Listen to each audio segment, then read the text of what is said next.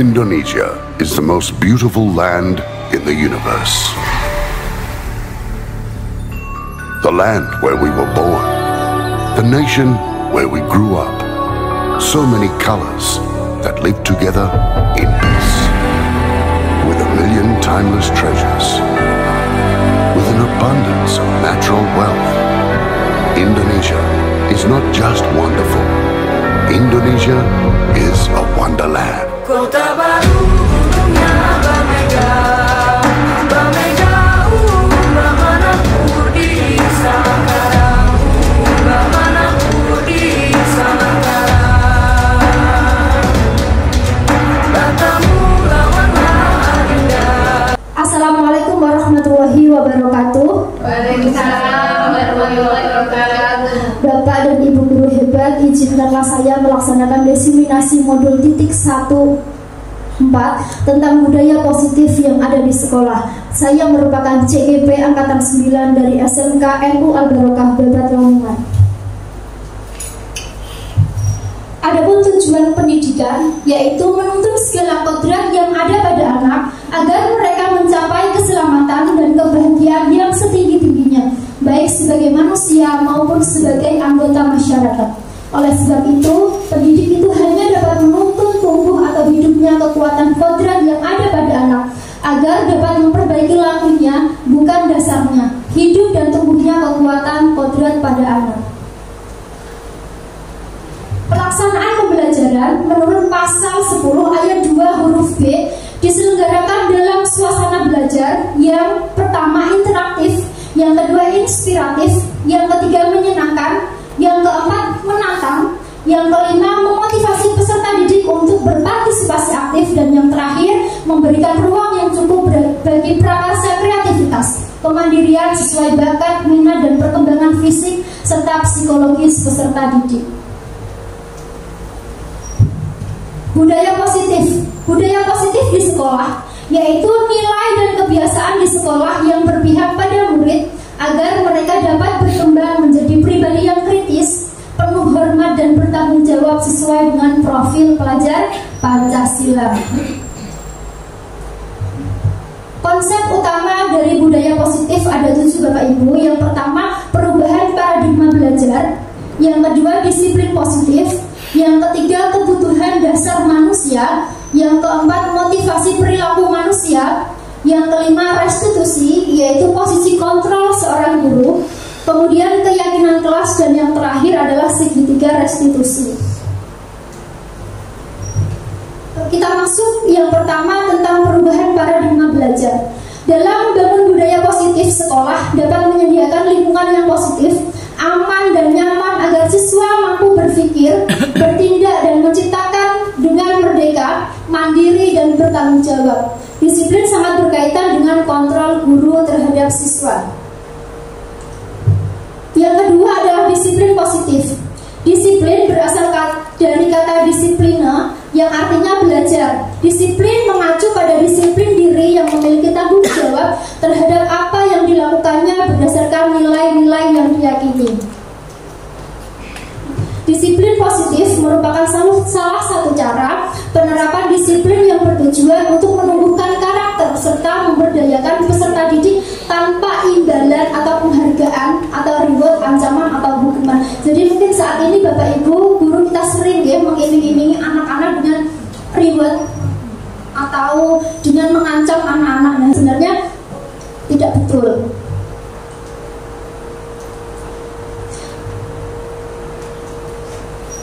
Sebagai pendidik, tujuan kita adalah menciptakan peserta didik yang memiliki disiplin diri sehingga mereka berperilaku mengacu pada nilai-nilai kebajikan universal dan memiliki motivasi intrinsik dalam perubahan perilaku ke arah yang lebih baik. Apa sih motivasi intrinsik? Akan kita bahas di slide berikutnya. Nah, berikutnya yang ketiga adalah kebutuhan dasar manusia. Kebutuhan dasar manusia adalah segala sesuatu yang kita lakukan untuk mendapat apa yang kita inginkan. Seluruh tindakan yang kita lakukan memiliki tujuan tertentu, dan semua usaha terbaik yang kita lakukan adalah dalam rangka agar kebutuhan dasar kita terpenuhi dengan baik.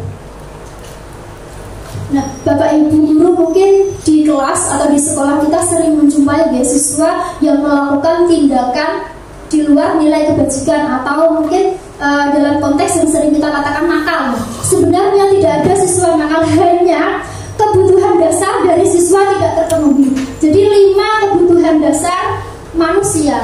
Apabila salah satu kebutuhan dasar ini tidak terpenuhi, maka sebagai manusia kita akan melaksanakan atau melakukan hal-hal di luar nilai kebajikan untuk memenuhi kebutuhan dasar ini. Nah, adapun kebutuhan dasar manusia yang pertama adalah bertahan hidup. Bertahan hidup ini meliputi makan, pakaian, tempat tinggal, keamanan, dan kesehatan. Yang kedua adalah kasih sayang dan rasa diterima. Rasa diterima, dipedulikan, berbagi, kerjasama, menjadi bagian dalam kelompok. Kemudian kebutuhan dasar berikutnya adalah kebutuhan akan penguasaan. Ini meliputi harga diri, keinginan untuk dianggap, memimpin, berprestasi, diakui, dan didengar.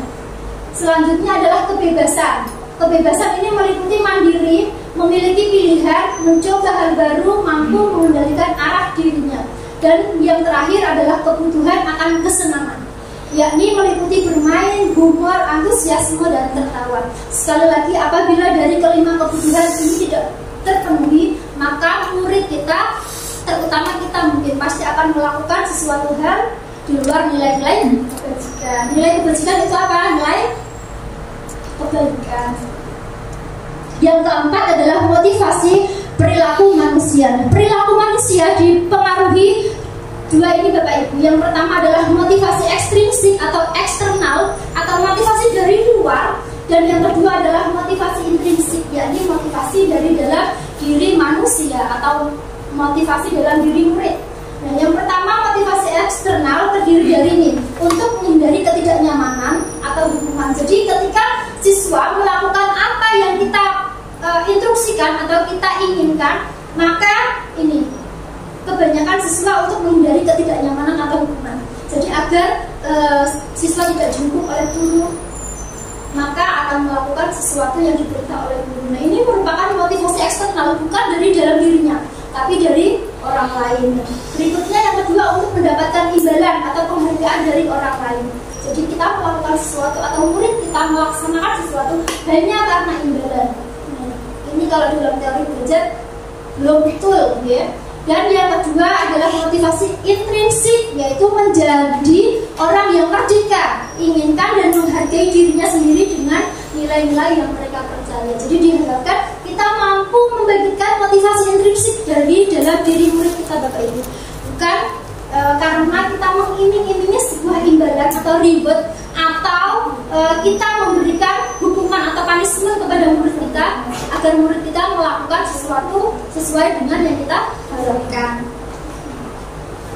Hal yang diterima siswa atas perilaku yang dilakukannya. Mungkin tidak hanya Bapak Ibu ya, saya pribadi itu sering sekali menjalankan ini hukuman pada siswa ya. Apa sih bedanya antara hukuman, konsekuensi, dan restitusi? Hukuman itu tidak terencana atau tiba-tiba. Murid tidak tahu apa yang akan terjadi, bersifat satu arah dan berupa hukuman psikis. Contohnya seperti ini. Ketika kita masuk ruang kelas, nah, mungkin di rumah kita ada masalah, kita melihat kelas berserakan sekali sampah-sampahnya, kemudian kita emosi. Ayo anak-anak, piket siapa hari ini? Sekarang silahkan maju ke depan piketnya. Push up 100 kali. Seperti itu termasuk hukuman Bapak Ibu. Tidak ada kesepakatan bersama, hanya kesepakatan satu arah yang kita lakukan sebagai seorang guru. Ini juga belum betul ketika kita diterapkan di sekolah Bapak Ibu. Kemudian konsekuensi, yaitu terencana atau disepakati sesuai dengan peraturan. Kemudian murid tetap dibuat tidak nyaman. Sikap guru selalu memonitor murid. Jadi ini konsekuensinya seperti contoh peraturan sekolah ya. Peraturan sekolah itu kan biasanya atau peraturan kelas disepakati bersama. Jadi mungkin sebelum Bapak Ibu mengajar pada ajaran baru, biasanya kita sering ya membuat peraturan kelas, betul? Contohnya peraturan kelas seperti apa Bapak Ibu? Tidak terlambat. Tidak boleh terlambat atau tidak boleh membuang sampah sembarangan. Itu termasuk konsekuensi karena sudah disepakati bersama antara guru dan murid. Dan yang ketiga adalah restitusi, yaitu proses menciptakan kondisi bagi murid untuk memperbaiki kesalahan. Proses pola mengajarkan murid untuk mencari solusinya sendiri. Jadi dalam penerapan budaya positif, penyelesaian masalah ini, restitusi ini perlu kita terapkan. Karena mungkin dari apa yang kita pahami dan kita lakukan setiap hari ya, hukuman untuk merubah hukuman tersebut menjadi restitusi kan perlu waktu ya, tidak semudah membalikan telapak tangan, perlu belajar. Nah, kemudian kita masih pada 5 posisi kontrol seorang guru. Jadi ini dalam memberikan hukuman tadi, memberikan tadi ya.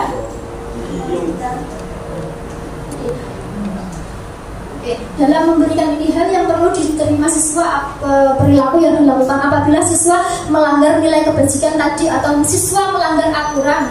Kita sebagai seorang guru bisa menggunakan 5 posisi kontrol ini. Nah, biasanya ya kita menggunakan 5 posisi kontrol ini. Yang pertama sebagai penghukum. Rata-rata, apalagi saya ini biasanya juga seperti itu, penghukum. Ya. Kemudian membuat rasa bersalah. Berikutnya adalah menjadi seorang teman.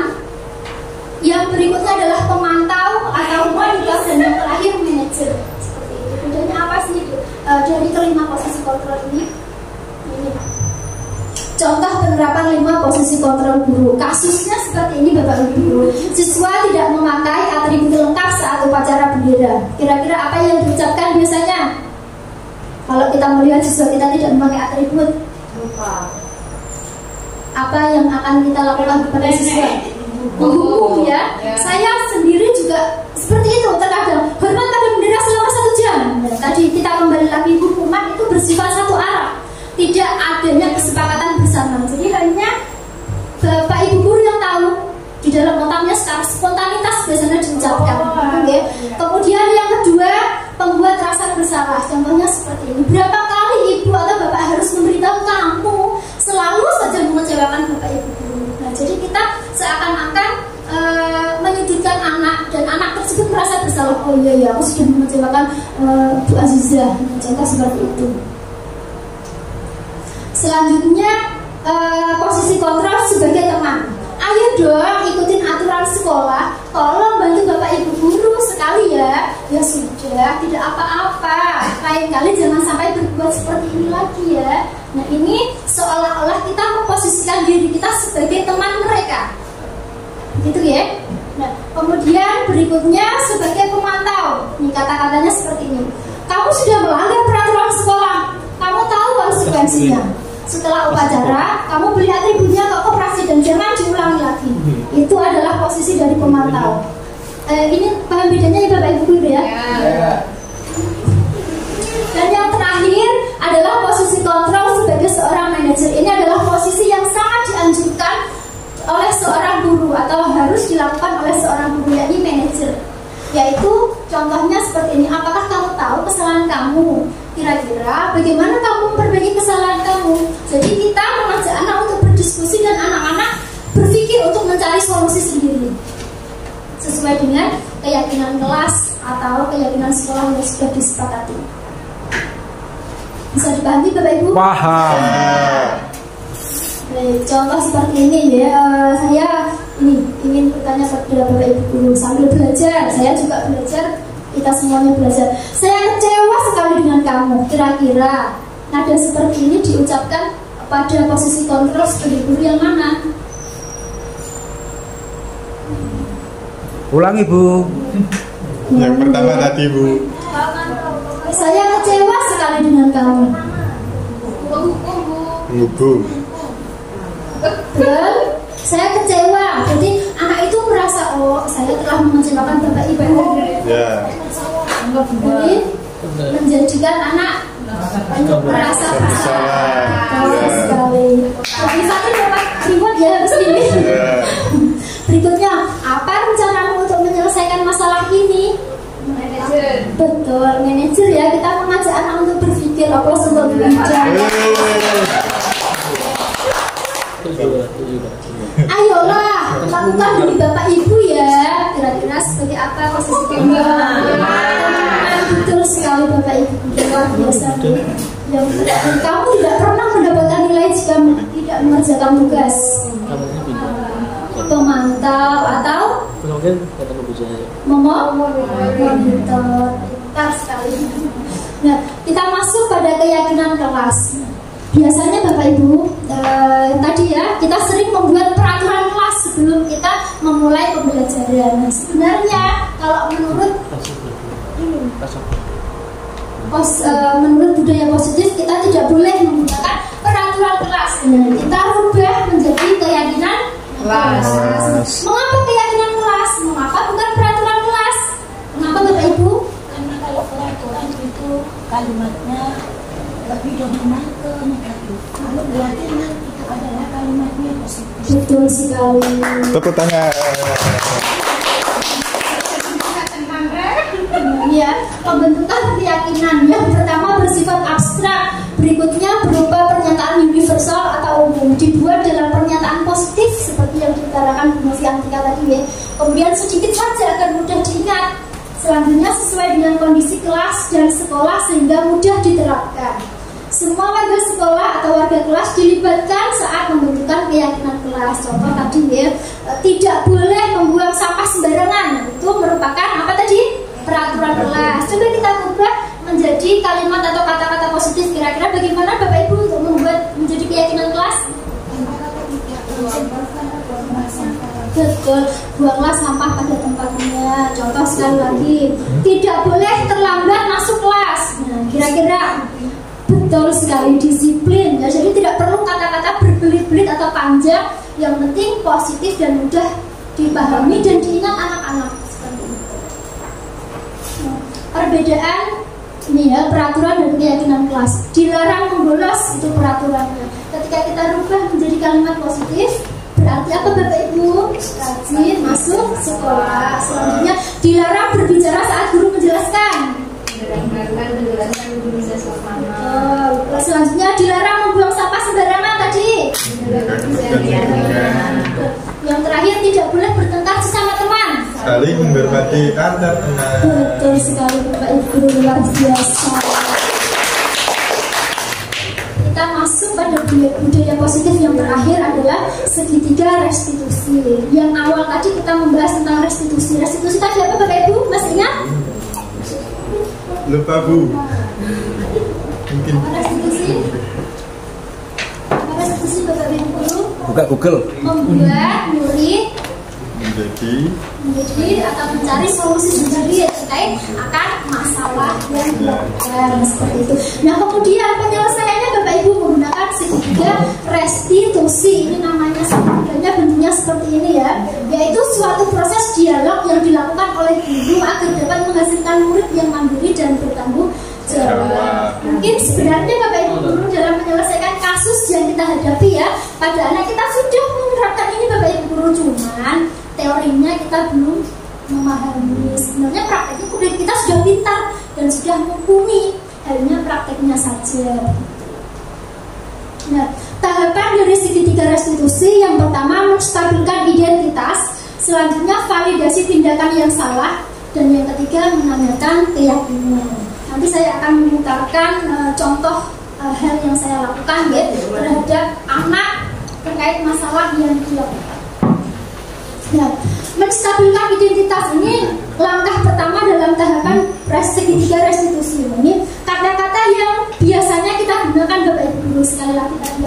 Mungkin kita dalam penerapannya sudah melakukan, cuma teorinya kata-katanya seperti ini. Menstabilkan identitas, berbuat salah itu wajar Mak. Pernah dia melakukan seperti itu ya, tanpa menjustifikasi anak. Kamu salah, ayo saat. Nah, yang kedua, tidak ada manusia yang sempurna. Nah, jadi seolah-olah kita juga memberitahu anak kita juga pernah salah Nak, bukan hanya kamu. Kemudian ibu atau bapak juga pernah melakukan ini. Ibu atau bapak tidak mau mencari siapa yang salah, tapi ibu atau bapak ingin mencari solusi dari permasalahan ini. Nah, jadi seolah-olah kita itu menggandeng anak.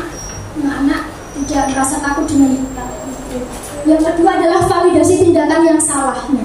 Berdasarkan prinsip setiap perilaku berupaya memenuhi suatu kebutuhan tertentu. Nah, ini kata-kata yang biasa diucapkan. Kamu pasti punya alasan kenapa melakukan hal itu. Intinya kita klarifikasi terhadap tindakan tindakan yang anak lakukan. Selanjutnya, padahal kamu bisa melakukan yang lebih buruk dari ini ya, ternyata kamu tidak melakukan, jadi kamu hebat ya. Kita juga memberikan pujian ke anak. Selanjutnya, kamu patut bangga karena telah melindungi sesuatu yang penting buat kamu. Terakhir, kamu melakukannya karena mempertahankan sesuatu yang penting bagimu.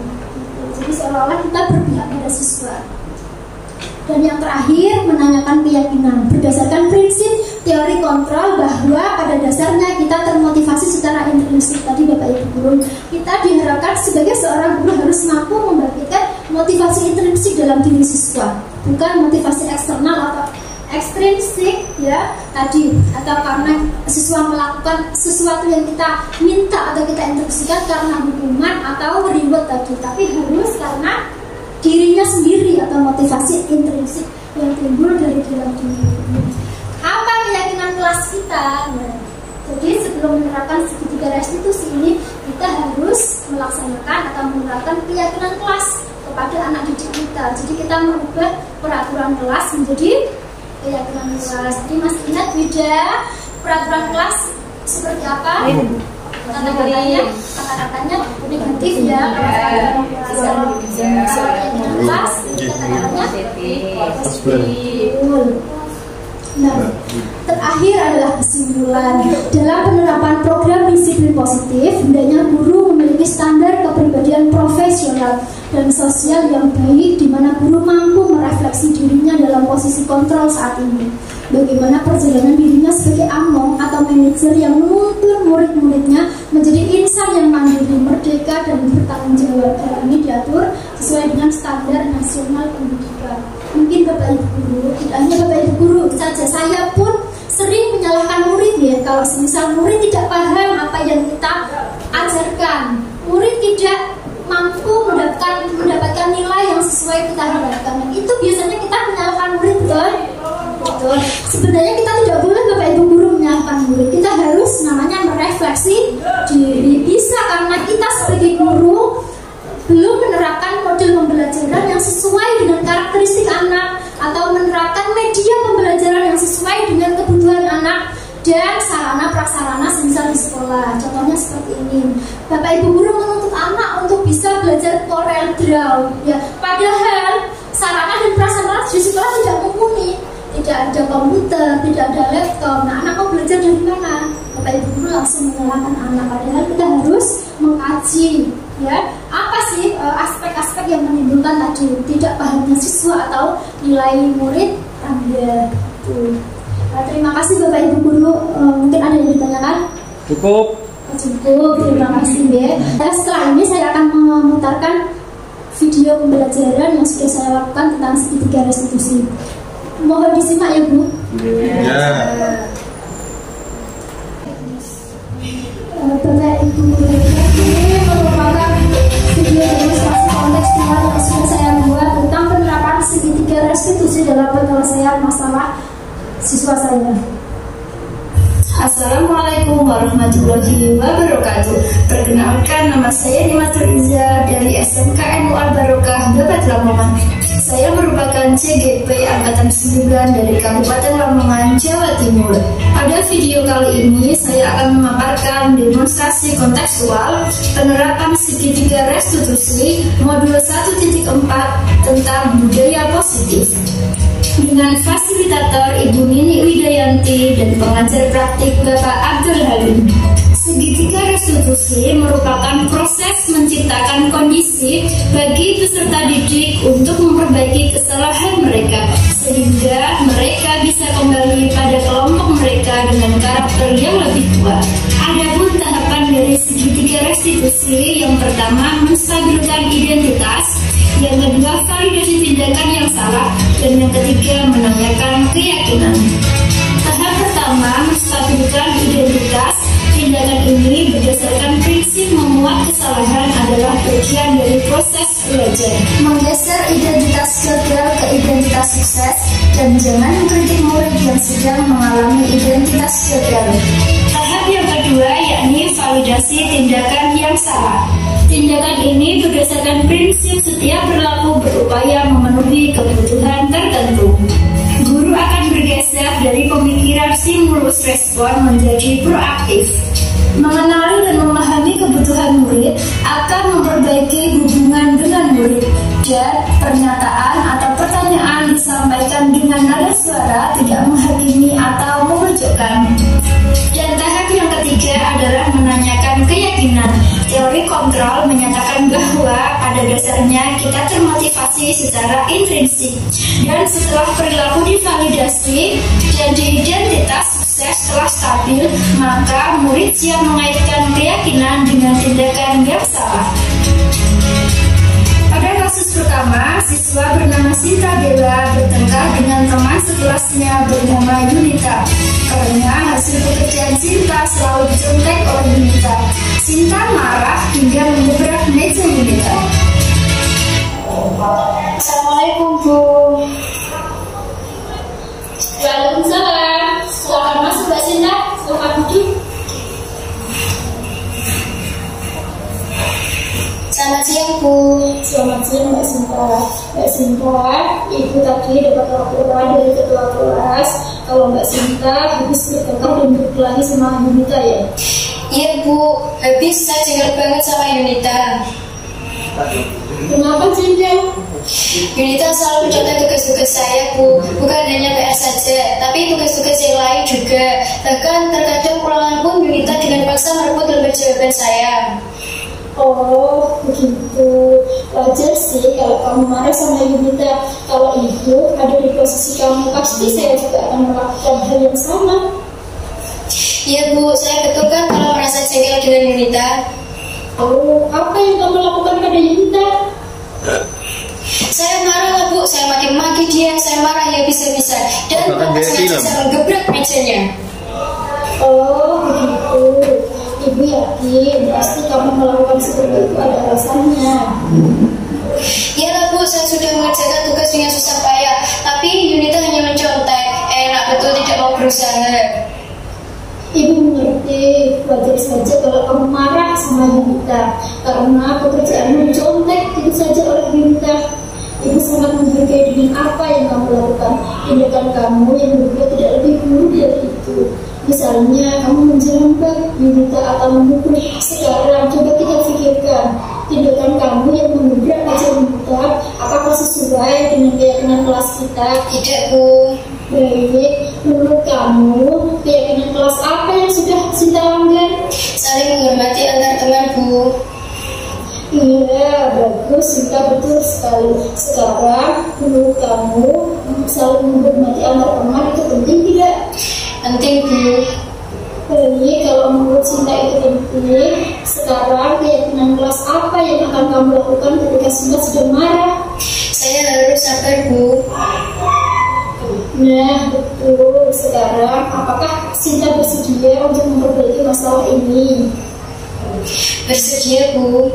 Baik, lalu bagaimana cara Sinta untuk memperbaiki masalah ini? Saya akan melaporkan kepada guru mata pelajaran atau kepada Ibu Yanti selaku wali kelas saya. Iya, bagus sekali Sinta. Tindakan yang Sinta lakukan sangat luar biasa. Tetap semangat dan berusaha ya Sinta. Sinta sekarang bisa kembali ke kelas untuk mengikuti pelajaran dan bisa belajar bersama teman. Terima kasih, Bu. Sama-sama. Assalamualaikum warahmatullahi wabarakatuh. Perkenalkan, nama saya Sinta Bella. Saya dari kelas 12 Tata Busana. Saya senang sekali diajak berdiskusi oleh Bu Iza untuk dapat mengendalikan amarah saya terkait masalah yang saya alami mengenai perilaku teman saya yang sering sekali mencontek pekerjaan saya.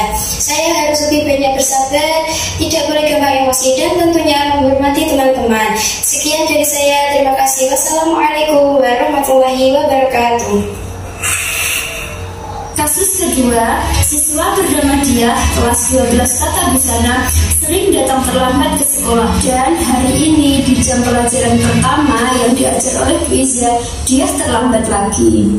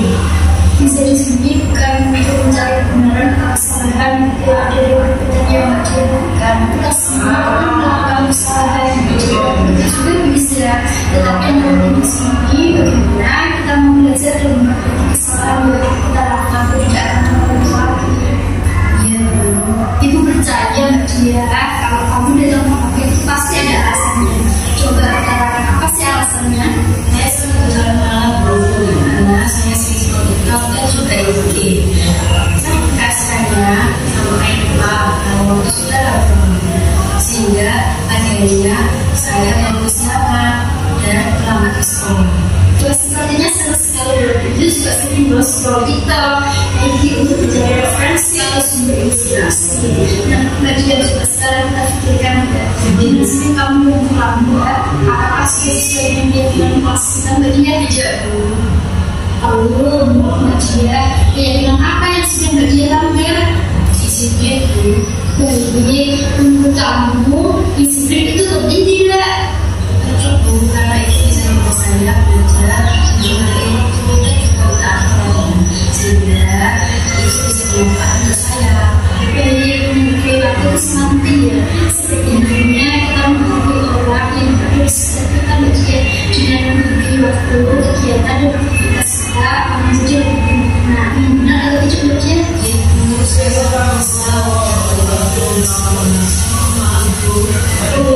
Ibu sangat memberi maaf ya, dan Mbak juga sudah berusaha dan berjanji tidak mengulangi lagi. Ibu, menurut kamu apa yang akan kamu lakukan agar kamu tidak terulang lagi? Saya akan mencoba untuk lebih cepat dan membatasi waktu yang lebih baik sehingga saya dapat manusia baru. Saya menjadi guru saya tidak ada pengeluaran lagi. Jangan menjadi seperti belajar hidup saya setelah sekolah lagi yang juga lebih baik. Jadi tetap semangat ya, tetap belajar dan terus berkomitmen apa yang sudah kita sepakati untuk mentaati. Gajian, terima kasih ya atas waktunya. Sekarang Gajian bisa kembali ke kelas untuk belajar bersama teman-teman. Ibu, terima kasih.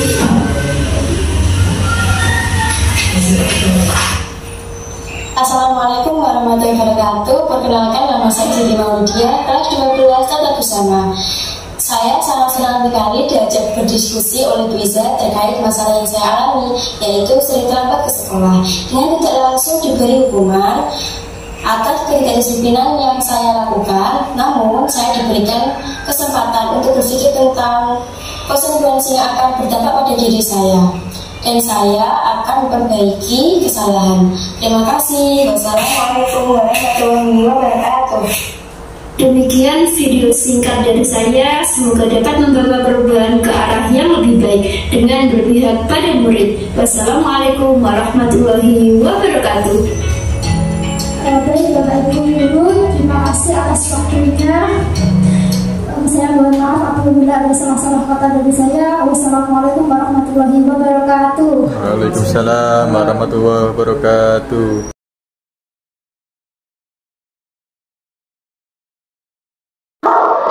Assalamualaikum warahmatullahi wabarakatuh. Waalaikumsalam warahmatullahi wabarakatuh. Selamat pagi anak-anak. Selamat pagi, Bu. Bagaimana kabarnya hari ini? Alhamdulillah baik. Alhamdulillah ya, baik. Nah, anak-anak, sebelum kita memulai pembelajaran pada pagi hari ini, mari kita berdoa agar ilmu yang kita dapatkan bermanfaat. Silahkan ketua kelas dipimpin doa. Siap-siap, berdoa mulai. Berdoa selesai. Baik, terima kasih anak-anak. Apakah hari ini ada yang tidak masuk? Alhamdulillah masuk semua. Oke, alhamdulillah ya, masuk semua. Nah, anak-anak, sebelum kita memulai pembelajaran, siapa yang mau menyampaikan quotes of the day hari ini? Saya Oke, silahkan Sinta. nyalakan bedamu untuk hal-hal yang bermanfaat. Oke, kasih aplaus untuk Sinta. Satu lagi. Oke, silahkan Erni. Hiduplah seolah-olah kamu akan mati besok dan belajarlah seolah-olah kamu akan hidup selamanya. Oke, aplaus untuk Erni. Baik ya, luar biasa. Nah, quotes of the day dari Ibu hari ini, matahari hari ini memang akan tenggelam, tapi esok hari dia akan terbit kembali. Begitu juga dengan harapan, impian, dan asa kita. Mungkin hari ini belum terkabul, tapi kita harus yakin bahwa esok hari suatu saat cita-cita impian kita itu pasti akan terkabul. Tentunya disertai dengan doa, usaha. Aplaus untuk kita semuanya. Nah, anak-anak, sebelum Ibu memberikan materi kepada anak-anak, kita akan membuat sebuah kesepakatan kelas ya anak-anak ya. Nah, apa sih yang dimaksud dengan kesepakatan kelas anak-anak? Aturan di dalam kelas. Iya, bagus sekali. Keyakinan kelas adalah sebuah aturan yang ada di dalam kelas, tentunya disepakati bersama oleh siswa dan guru. Gitu ya, anak-anak. Setelah ini ibu akan memberikan stick notes kepada anak-anak. Silahkan menulis satu kesepakatan kelas ya, nanti yang akan kita sepakati bersama. Tentunya kesepakatan ini harus mengandung nilai-nilai kebajikan atau nilai-nilai kebaikan. Begitu ya. Tujuannya untuk apa sih keyakinan kelas ini anak-anak? Iya, betul sekali. Keyakinan kelas atau kesepakatan kelas ini bertujuan untuk melatih kedisiplinan kita. Gitu ya.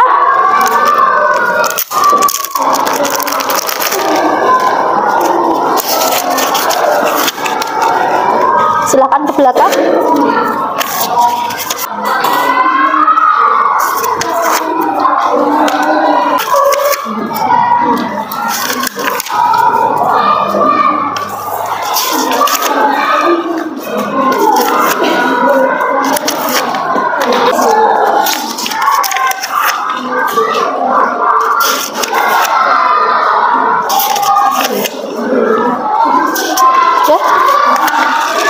Baik anak-anak, silahkan tulis satu aturan yang paling penting diterapkan dalam kelas 12 tata busana ini. Silahkan ibu beri waktu berapa menit?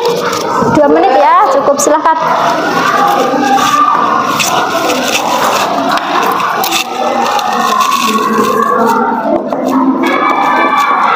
Misalnya anak-anak bisa menyoroti masalah seragam ya, seragamnya bagaimana, kemudian bisa menuliskan tentang kebersihannya seperti apa, kemudian dalam mengerjakan tugas seperti apa dan sebagainya.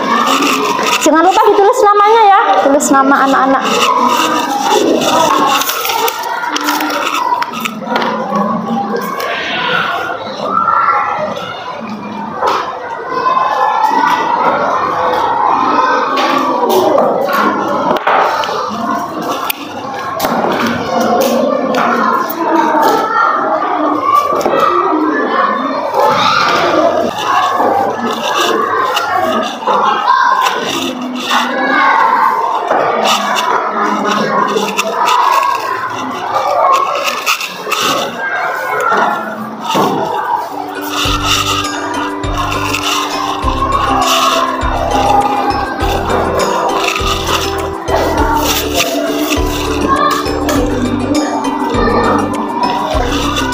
Sudah? Kalau sudah, silakan ditempel di depan di sebelah sini ya. Ya, silakan ditempelkan.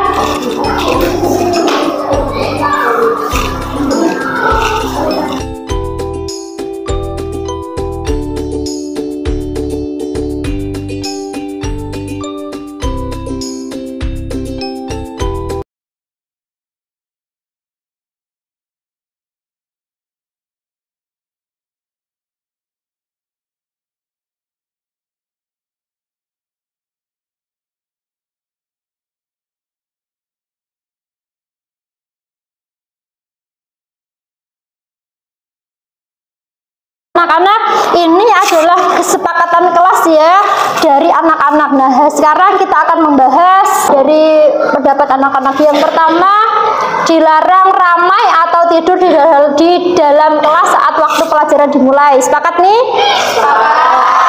Kita taruh di sini ya. Kemudian harus menjalankan jadwal piket yang tersedia. Bagaimana, disepakati? Sepakat. Selanjutnya wajib beratribut lengkap sesuai jadwal. Disepakati? Wajib melaksanakan piket, sama ya. Tidak boleh bermain HP saat guru sedang mengajar. Memakai atribut sekolah lengkap, sama nih ya. Kemudian diusahakan datang lebih awal untuk melaksanakan piket, sama ya, piket. Menghormati guru dan sesama teman sekelas. Sepakat ya. Masuk kelas tepat waktu.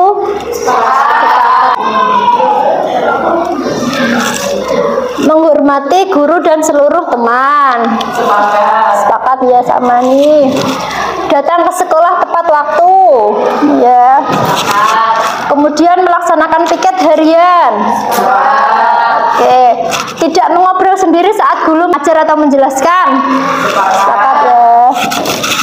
Menghormati guru dan sesama teman, bersama ya. Setiap murid harus datang tepat waktu. Nih, tepat waktu. Izin guru bila ingin masuk dan keluar kelas. Tidak datang terlambat ke sekolah. Oke. Mengerjakan pekerjaan rumah itu di rumah bukan di sekolah, nanti jadinya PS bukan PR. Sepakat ya. Dalam kelas harus seragam lengkap. Anak-anak, kita sudah klasifikasikan peraturan kelas atau tadi kesepakatan kelas yang sudah anak-anak buat. Nah, berikutnya anak-anak, ini kan tadi ada kata-kata negatifnya, ada kata-kata dilarang begitu ya. Nah, sebaiknya kalau kita membuat sebuah kesepakatan diusahakan menggunakan kata-kata positif. Maksudnya bagaimana sih? Contoh, dilarang ramai atau tidak, atau tidur di dalam kelas saat masuk pelajaran ya. Kemudian kata-kata positifnya bagaimana? Dengarkan guru pada saat sedang mengajar, begitu ya. Contohnya itu adalah kata-kata positif. Nah, anak-anak, kata-kata positif itu kita susun namanya nanti menjadi keyakinan kelas. Jadi keyakinan kelas itu adalah sebuah keyakinan yang disepakati bersama secara sadar ya, dengan konsekuensi yang akan ditimbulkan. Jadi kita sadar bahwa apa yang kita lakukan atau tindakan yang kita lakukan itu pasti akan ada dampaknya atau menimbulkan konsekuensi, gitu ya. Ya, kita sepakati yang pertama tadi, kita membuat sebuah keyakinan kelas. Nah, anak-anak, keyakinan kelas ini kita usahakan tidak terlalu panjang kata-katanya dan tidak terlalu banyak. Kenapa? Kenapa? Agar mudah dipahami dan diingat oleh kita semuanya. Jadi ketika kita melanggar, mau melakukan sesuatu di luar kebajikan, oh ingat kesepakatan yang sudah kita buat bersama. Begitu ya. Yang pertama, saya ambil masuk kelas tepat waktu atau datang ke sekolah tepat waktu. Jadi itu kata-kata positif atau negatif? Positif ya, langsung kita masukkan. Datang ke sekolah tepat waktu. Oke, nomor 1 ya. Kemudian apa lagi anak-anak? Dilarang ramai atau tidur di dalam kelas saat waktu pelajaran dimulai. Berarti apa? Kata-kata positifnya bagaimana? Ya. Disepakati? Oke, kita disepakati, berarti saya tulis nomor 2.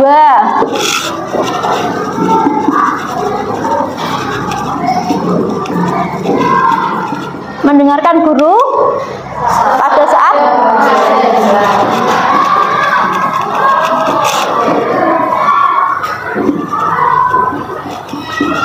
Oke, selanjutnya harus menjalankan piket harian, wajib melaksanakan piket, wajib melaksanakan piket.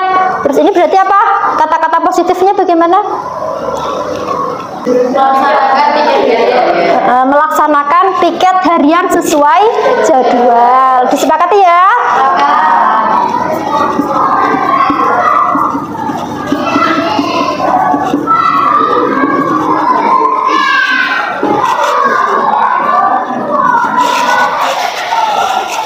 Nomor 3 selanjutnya, wajib beratribut lengkap.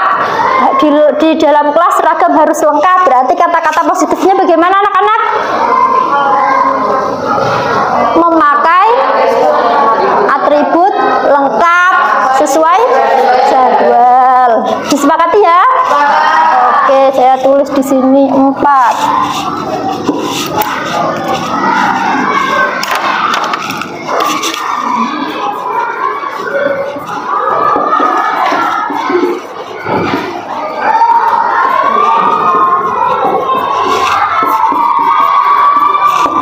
Selanjutnya, ketika pelajaran harus tertib, kalau tidak tertib akan didenda. Ini sudah masuk tadi ya. Mendengarkan guru pada saat sedang mengajar, begitu ya. Sudah, berarti sudah masuk ini. Kemudian tidak boleh bermain HP saat guru sedang mengajar. Sama ya. Sama, sudah masuk. Kemudian menghormati guru dan sesama teman di kelas, menghormati guru dan seluruh teman, menghormati guru dan sesama teman. Oke ya, kita masukkan ya. Sepakat? Sepakat. Nomor 5. Berarti kata-katanya bagaimana anak-anak? Menghormati sesama teman, menghormati guru dan menghormati guru.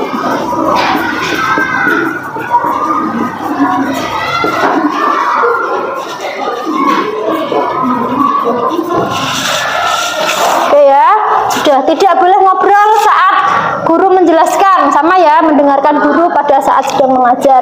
Mengerjakan pekerjaan rumah di rumah, bukan di sekolah nanti. Berarti apa ini? Disepakati enggak? Berarti mengerjakan tugas, mungkin ya, mengerjakan tugas secara kalau di sekolah kan biasanya mencontoh teman-temannya, jadi tidak boleh mencontoh. Berarti kata-kata positifnya bagaimana? Mengerjakan tugas secara mandiri. Disepakati ya? Oke. Yang keenam, mengerjakan tugas secara mandiri. Dari pendapat anak-anak ini ya, maka dapat disepakati sebuah keyakinan kelas. Ada 6 keyakinan kelas ya, tadi yang sudah kita bahas. Yang pertama, datang ke sekolah tepat waktu. Sekali lagi disepakati? Sepakat. Yang kedua, mendengarkan guru pada saat sedang mengajar. Disepakati? Sepakat. Yang ketiga, melaksanakan piket harian sesuai jadwal. Sepakat ya. Yang keempat, memakai atribut lengkap sesuai jadwal. Sepakat. Yang kelima, menghormati guru dan sesama teman. Disepakati. Dan yang terakhir, mengerjakan tugas secara mandiri. Disepakati? Nah, kalau disepakati, ini adalah keyakinan kelas yang sudah disepakati bersama. Begitu ya. Dan tolong keyakinan kelas ini ditanamkan dalam diri baik-baik, dikerjakan, dilakukan ya. Karena apa? Keyakinan kelas itu harus timbul dari diri sendiri, atau namanya motivasi intrinsik ya. Nah, tolong ketua kelas ditandatangani sebagai perwakilan kelas bahwa kita sudah menyepakati keyakinan kelas.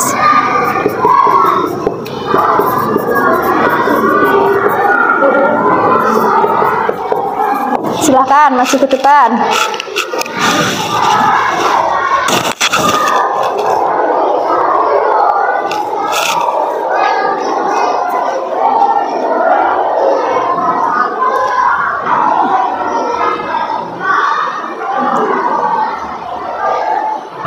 Oke, terima kasih ya. Kita kasih aplaus untuk kelas 12 tata busana. Ini kesepakatan kelas. Sekali lagi ya, tolong ini dilaksanakan, dilakukan karena kita sudah menyepakati bersama. Ibu tadi menjelaskan keyakinan kelas dan peraturan kelas ya. Sebelum kita membuat keyakinan kelas, tadi kita membuat peraturan kelas. Nah, bedanya apa sih tadi peraturan dan keyakinan? Jadi kalau peraturan kelas, kata-katanya negatif gitu ya, ada kata-kata dilarang, tidak boleh. Nah itu, jadi kita sebaiknya menggunakan keyakinan kelas ini, anak-anak. Keyakinan kelas ini menggunakan kata-kata positif ya, jadi tidak ada kata-kata tidak boleh. Sebenarnya maknanya sama, intinya sama, cuman kata-katanya yang berbeda. Bisa dipahami ya anak-anak? Baik anak-anak, terima kasih. Keyakinan kelas sudah kita buat, kita susun dan kita sepakati bersama. Ibu harapkan juga dilaksanakan sesuai dengan kesadaran masing-masing. Begitu ya. Ada yang ditanyakan? Tidak ada. Kalau tidak ada, Ibu akhiri. Terima kasih. Wassalamualaikum warahmatullahi wabarakatuh. Tepuk tangan untuk kita semuanya.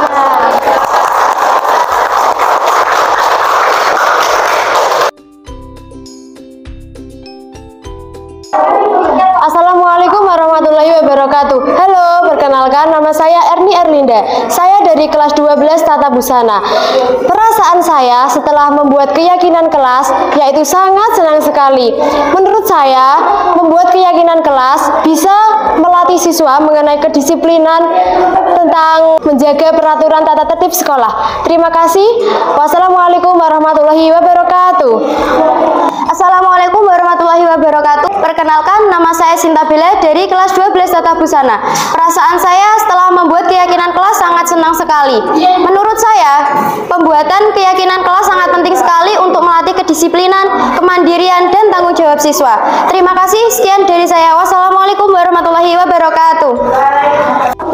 Assalamualaikum warahmatullahi wabarakatuh. Kenalkan, nama saya Dwi Putri Cahyawati dari kelas 12 Tata Busana. Perasaan saya sangat senang sekali setelah pembuatan keyakinan kelas.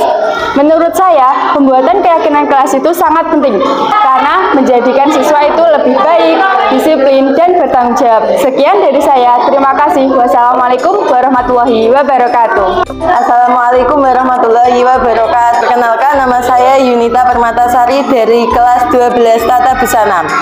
Perasaan saya setelah membuat keyakinan kelas sangat senang sekali. Keyakinan kelas itu sangat penting sekali karena bisa melatih kemandirian siswa. Sekian, terima kasih. Wassalamualaikum warahmatullahi wabarakatuh.